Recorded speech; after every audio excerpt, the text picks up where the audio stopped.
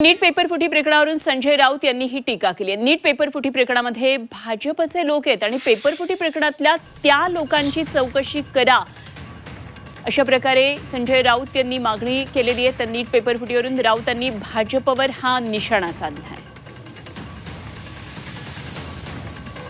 नीटच्या जाळी जी निर्माण झाली आहे, नेट आणि नीट हे सगळे भाजपचे लोक आहेत, हे उघड होईल।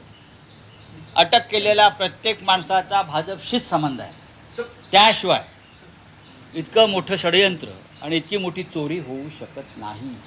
सगळ्या शैक्षणिक संस्था या देशातल्या या सध्या भाजपच्या ताब्यात आहे। UPSC असेल, नीट असेल, CET असेल, विद्यापीठे असतील, तिकडे भारतीय जनता पक्षाचीच माणसं आहेत।